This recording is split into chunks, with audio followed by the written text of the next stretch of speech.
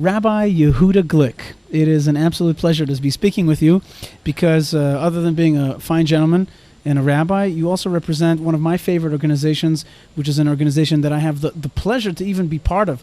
Let me preface by saying that my good friend Zev Orenstein has a sukkah in Beit El. In Ma'ale Adumim. I live in Beit El, he lives in Ma'ale Adumim, and his sukkah faces from his balcony to Yerushalayim.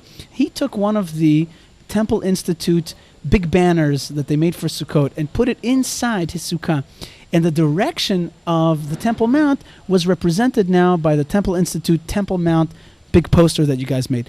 And the reason I tell this thing is because the point of the Temple Institute, as I understand it, is to bring a consciousness. You guys are consciousness warriors. And the consciousness that you've brought about is to understand that there is such a thing as a yearning for a temple. And I was here a few minutes ago, this lady asked me, do you guys really believe there's going to be a temple?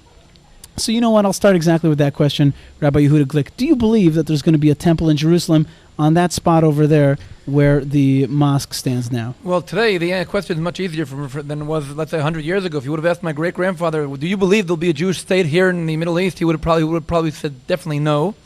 And I think just like all the other words of the prophets that came true and rationalized and materialized in front of our eyes, we can definitely be sure that the promise of Isaiah and all the other prophets will definitely become true.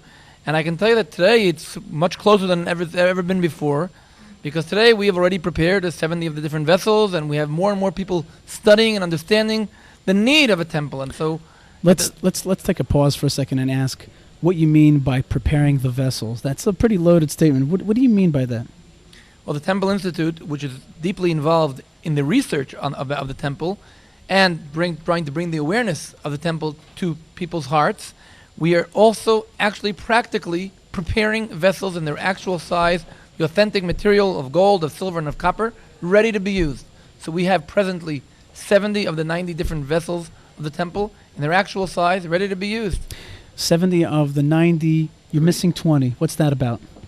Well, some of them are... Let's talk about what has not been done. What has not been done, of course. Because that's what this conference is about, right? Okay, look, well, besides those that have not been done, we also, several of the different vessels that we have already prepared, we need several more copies of, so we only have one or two of something that we need 100 of, but we have the minimum needed.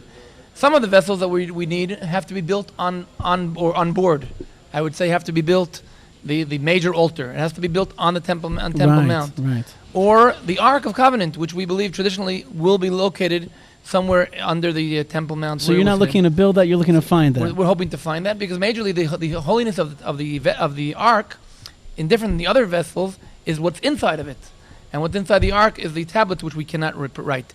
But majorly, the idea of the golden menorah, which is the symbol of the Jewish people ever since, is standing already opposite the Temple Mount, on its way back, waiting for a Yehuda Maccabee to just say, guys, what are you waiting for? Let's go and begin. And we definitely believe that the third temple will be a house of prayer for all nations. We definitely believe that the world is lacking a major heart by the fact that we don't have the Holy Temple in its place.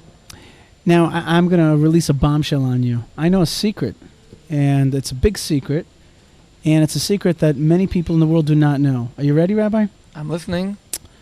I found in a very famous book called the Sefer Chinuch, which is the book of education, which is about the mitzvot, the commandments on every Torah portion, all the 613 commandments. When I looked up the commandment about building a temple, it said that commandment would become active, biblically mandated, when a majority, it said the word rov, a majority of Jews will live in the land of Israel. Now, the reason that's such a bombshell is because it flies so much in the face of what people are saying, well, I'll come when the temple is built, I'll come when Messiah comes. It's saying, no, you come first, and that's what's going to build the temple. What do you think about that? Well, actually, there's the origin of the fact that the building of the temple is a mitzvah. It's not only in the Sefer Chinuch, it's every one of the rabbinical authorities, Maimonides, Reb Sadi Gaon, and all of them, till the very last one, count the mitzvah of building the Beit HaMikdash as a mitzvah way before Mashiach will have to come. There's a specific Gemara that says we in the Tefillah, in the davening, we mention Beit HaMikdash before we mention Mashiach, because Beit HaMikdash is before. Of course, whatever we don't accomplish, Mashiach will have to complete. But the mitzvah of building a Beit HaMikdash, not only the mitzvah of building Beit HaMikdash, a third of the 613 mitzvot are are dependent on a Beit HaMikdash, and we are actually missing a majority of what we're doing. So many of the mitzvot we do today are like replicates, but not the real thing. Okay, so this is all good, and you've got this vision of a Jewish temple in Jerusalem, but I'm a non-Jew now, okay?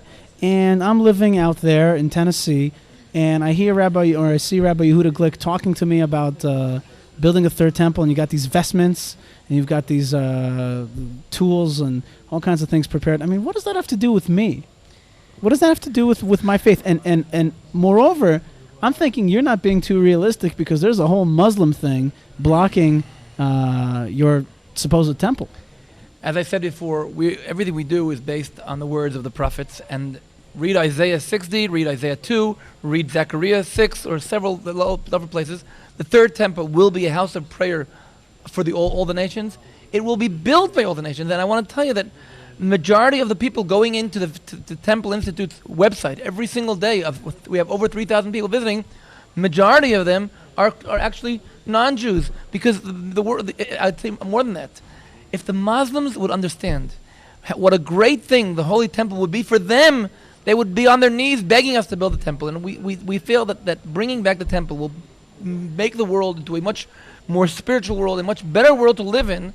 And we're sure that it will be a world with much more love, much more peace, much more friendship, but also a much more spiritual world, a world where God is in the center, and His sanctuary, which He has commanded us to build, will be in the center of all the striving of mankind.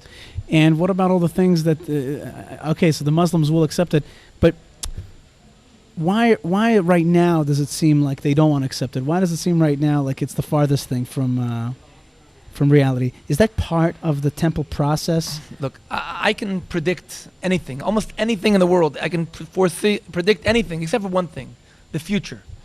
God has His ways. We have to do what we are commanded to do.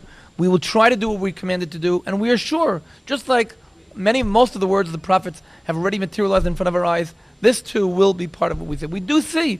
We see an unbelievable phenomenon, how non-Jews around the world, 100 years ago I would have said it would sound impossible. Today, many non-Jews around the world are searching for the Holy Temple as a light to all the nations, to light to all the peoples, and this is definitely a way which a process which is not going to happen in one day, but it will take time, and we are getting towards that goal. I want to thank you very much, Rabbi Yehuda Glick. I want to tell you that we learn the Torah every Sabbath. We learn the Torah throughout the week, and we get to these Torah portions that give us these directions, these blueprints. And you know what? The majority of us, those of us who are more poets than mathematicians, more humanities than sciences, we read those things and our eyes start to turn in the back of our head, and we think to ourselves, I give out, when can we get back to story time? But the truth is, with your work at the Temple Institute, Rabbi Yehuda Glick, it is becoming more and more something that we're connecting to. And because we connect to it more, we yearn for it more. Well, I'm very happy you said that. Thank you very much, Yishai. And really, we hear that from many people, the 100,000 people who visit our campus here in Jerusalem, people who read our books, people who visit our website, see and understand more essence of the idea of the temple and its importance for mankind. And I'm very happy we're made major progress in the first 20 years of our existence. I say 60 years ago the State of Israel was established, 40 years ago Jerusalem was reunified, 20 years ago the Temple Institute was developed, 20 years has passed by now, and now we're ready for the next stage, and we hope that we're on our way towards the rebuilding of Jerusalem as a message to all mankind. Well, that's the right message from the Jerusalem Conference. Rabbi Yehuda Glick, thank you very much. Thank you very much, Rabbi Yishai. Yishai Fleischer. Fleischer. Thank you, Rabbi.